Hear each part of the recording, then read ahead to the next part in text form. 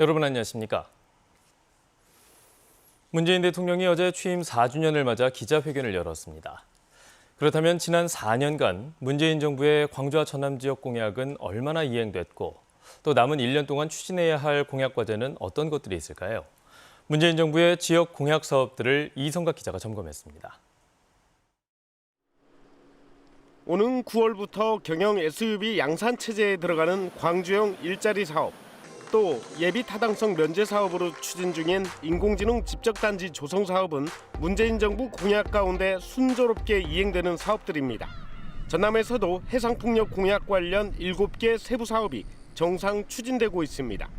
문재인 대통령 취임 4주년을 맞은 시점 광주 전남의 지역 공약 이행률은 90%가량, 공약 세부 사업 59개 가운데 53개 사업은 완료됐거나 정상 추진 중이지만 6개 사업은 지연되거나 추진에 애로를 겪고 있습니다. 광주에선 4년 내내 한 발도 나가지 못하고 있는 군공항 이전 사업이 대표적입니다. 최근 군공항 문제 해결을 위한 범정부 협의체가 구성됐는데 돌파구를 찾을지는 미지수입니다. 신안 흑산도공항 신설도 환경 문제로 제동이 걸린 상태입니다. 광주와 전남 공동 공약인 5.18 정신 헌법 전문 수록은 정치권의 진영 논리에 막혀 사실상 임기 내 이행이 어렵게 됐습니다. 영호남 상생 공약인 광주 대구 달빛 내륙철도 사업은 국가철도망 구축 계획 초안에 빠진 상태지만 다음 달 계획 확정을 앞두고 막바지 반영 여부가 초미의 관심입니다. 취임 4주년 특별연설에 나선 문재인 대통령은 코로나 위기 극복과 한국판 뉴딜의 성공적 추진을 강조했습니다. 하지만 핵심 국정 과제인 균형 발전 정책에 대한 이렇다 할 언급은 없었습니다. 남은 임기 1년, 짧다면 짧고 길다면 긴 시간입니다. 그 1년이 대한민국의 운명을 좌우할 수 있다는 자세로 임하겠습니다. 집권 후반기로 갈수록 지역 균형 발전에 대한 의지가 약해지는 것 아니냐는 지적 속에 남은 1년 동안 광주 전남 공약 이행에 얼마나 의지를 가지고 실행에 옮길지 주목됩니다. KBS 뉴스 이성각입니다. 앞서 서울에서 보도해드린 대로 5.18과 관련해 사자 명예훼손 혐의로 1심에서 유죄 판결을 받은 전두환 씨가 2심 첫 재판에 나오지 않았습니다. 재판부는 일정을 다시 잡았는데 전 씨 측은 2심의 경우 피고인의 출석 의무가 없다면서 앞으로도 나오지 않겠다는 입장입니다. 5.18 단체는 전 씨가 재판을 우습게 본다며 비판했습니다. 양창희 기자입니다. 5.18 헬기 사격 목격자인 고 조비오 신부를 거짓말쟁이라고 비난해 1심에서 징역 8개월의 집행유예 2년을 선고받은 전두환 씨. 2심 재판부는 항소심 첫 공판 기일을 어제로 잡고 전 씨에게 소환장도 보냈습니다. 그러나 당초 나오겠다던 전 씨는 출석하지 않았고 변호인만 나왔습니다. 전 씨 측은 1심과 달리 항소심 피고인은 불출석 상태에서도 재판이 가능하다고 주장했습니다. 이에 대해 검찰은 피고인의 신원을 확인하는 인정신문을 하려면 반드시 피고인 본인이 나와야 한다고 맞섰습니다. 양측 의견을 들은 재판부는 전 씨가 출석하지 않아 기일을 다시 잡아야 한다며 2주 뒤인 오는 24일 낮 2시로 재판을 연기했습니다. 전두환 씨의 법률 대리인인 정주교 변호사는 법정을 나온 직후 전 씨가 2주 뒤 공판 기일에도 출석하지 않을 계획이라고 밝혔습니다. 법률에서 출석 의무가 완화가 됐기 때문에 그 규정을 그대로 피고인에게 유리하게 해석해서 활용하겠다는 그런 계획을 가지고 있습니다. 하지만 재판부가 불출석 허가를 내리지는 않은 만큼 자의적 해석이라는 비판도 나옵니다. 일반적인 피고인 사건에서는 상당히 상정하기 어려운 행동을 전두환 측이 하고 있습니다. 항소심 첫 기일부터 그런 모습을 보이는 것이 되게 안타깝고 5.18 단체는 광주 시민에게 만행을 저지른 전 씨가 사법 절차마저 우롱한다며 전 씨를 법정 구속해야 한다고 주장했습니다. KBS 뉴스 양창입니다. 한편 국민의힘 초선 의원들이 5.18 민주묘지를 참배한 자리에서 전두환 전 대통령이 항소심에 출석해 진실을 밝혀야 한다고 촉구했습니다. 국민의힘 박형수 의원은 5.18 묘지에서 가진 기자회견에서 초선 의원을 대표해 전두환 전 대통령은 항소심 재판에 출석해 당시의 진실을 명확하게 얘기하고 광주 시민들에게 사죄함으로써 국민 통합과 화합의 길에 조금이나마 노력을 보태야 한다는 입장을 밝혔습니다. 국민의힘 조수진 의원도 5월 광주의 희생은 한국 민주주의의 상징이고 역사적 사법적 평가도 다 끝났다며 광주 정신으로 통합과 화합의 불을 밝히겠다고 강조했습니다. 최근 트레킹 코스로도 인기가 높은 여수 금오도는 다도해 해상국립공원으로 지정돼 있습니다. 이에 대해 주민들이 국립공원 지정을 해제해 줄 것을 요구하고 있습니다. 곽선정 기자의 보도입니다.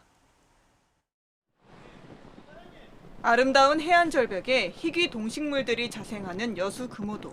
지난 1981년 다도해 해상국립공원으로 지정됐습니다.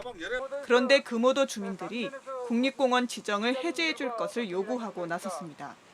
보전이 우선이다 보니 부동산 거래는 물론 국가 사업인 이른바 어촌 뉴딜 사업도 제대로 추진할 수 없어 사유재산권을 침해받고 있다는 겁니다.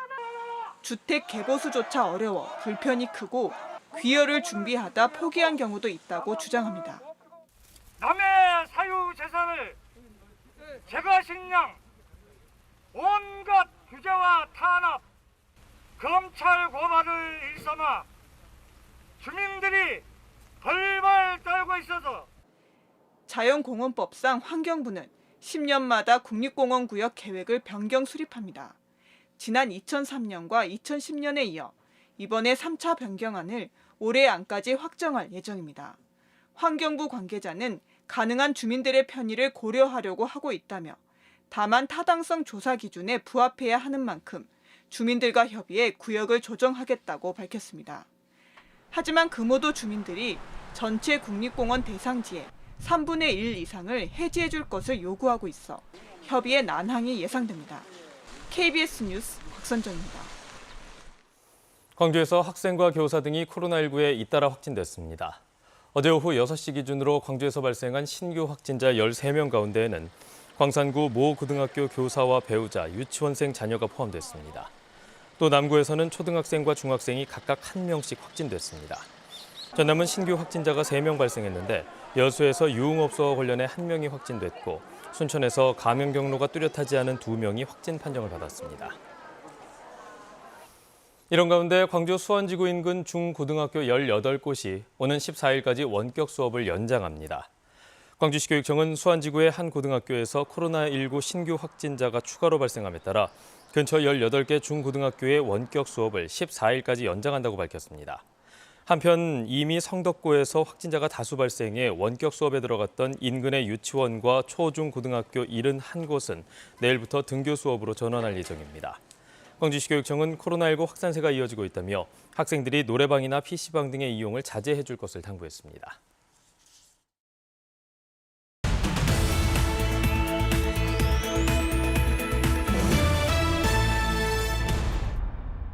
보성군이 현재 지급률 95%에 이르는 긴급 재난생활비 지급 일정을 오는 14일까지 일주일 연장한다고 밝혔습니다. 보성군은 장기 출타자와 거동 불편자 등 2천여 명이 지원금을 수령하지 않은 것으로 파악됐다며 공직자가 직접 세대를 방문해 지급하고 장기 출타자의 경우 당사자와 연락을 통해 일정을 조정할 예정입니다. 여수시와 GS칼텍스가 취업 준비생들을 위한 따뜻한 밥상을 운영합니다. 따뜻한 밥상은 여수시와 GS칼텍스가 2017년 전국 최초로 시행한 취업준비생 중식 지원 프로그램으로 올해는 8,300만 원의 사업비가 마련돼 100여 명의 취업준비생에게 하루 5천 원이 지원됩니다. 목포시가 지난해에 이어 올해도 국가유공자 명패 달아드리기 사업을 진행합니다. 올해는 전몰 군경유족회 전남도 지부장 홍용배 유족을 시작으로 전몰, 순직, 5.18 민주화운동 유족 등 635명에게 명패를 전달할 예정입니다. 전라남도 교육청과 조선대학교가 지역 인재 육성과 진로 맞춤 고교 교육 활성화 지원을 위한 업무 협약을 체결했습니다. 이번 협약에 따라 두 기관은 다양한 고교 대학 연계 프로그램을 공동 운영해 전남의 학생들이 지역에 대한 자부심을 통해 진로를 개척할 수 있고 지역 인재 외부 유출을 막을 것으로 기대하고 있습니다. 지금까지 단신 브리핑이었습니다. 어젯밤 8시쯤 보성군 복내면의 한 버섯 재배 농장에서 불이 나 2시간 만에 진화됐습니다. 이 불로 농장 건물 1개와 숙소로 쓰이는 컨테이너 건물 9개가 불에 탔고 외국인 노동자 등 20여 명이 대피했습니다. 경찰과 소방당국은 쓰레기를 태우다 불이 시작된 것으로 보고 정확한 화재 원인과 피해 규모를 조사하고 있습니다. 오는 7월 자치경찰제 시행을 앞두고 광주에서도 자치경찰위원회가 출범했습니다.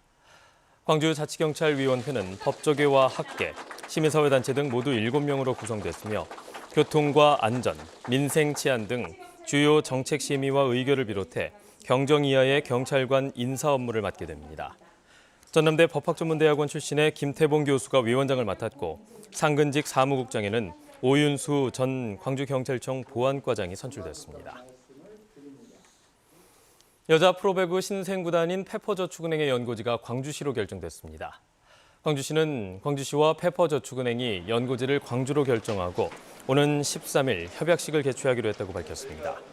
페퍼 여자 배구단은 홈 경기장으로 염주 종합체육관을 활용하고 광주시는 구단 지원 방안에 대해서도 세부 협의를 마친 것으로 전해졌습니다.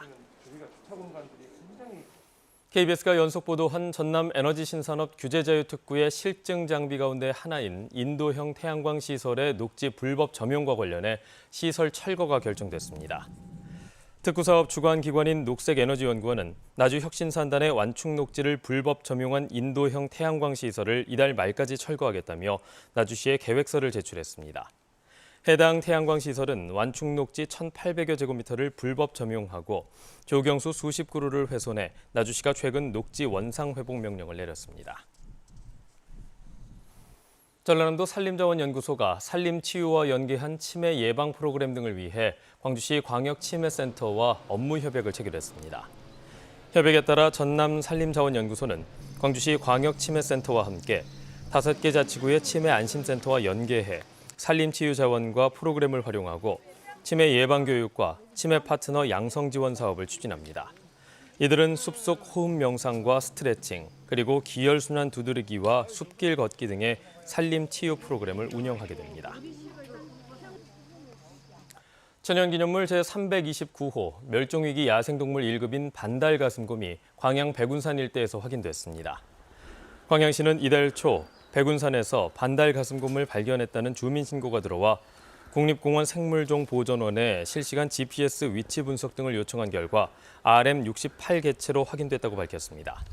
광양시는 반달가슴곰이 먹이를 따라 이동하는 것으로 보인다며 안전한 서식 환경을 만들기 위해 야생생물보호원 6명을 배치해 올무 등 불법 엽구 수거 활동을 한다고 덧붙였습니다.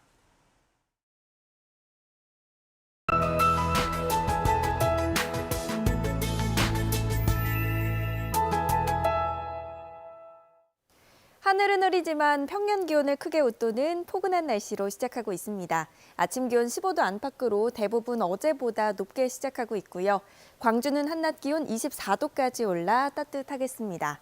기온은 내일부터 점점 더 올라서 내일과 모레는 한낮 기온 28도로 때이른 초여름 더위가 찾아오겠습니다.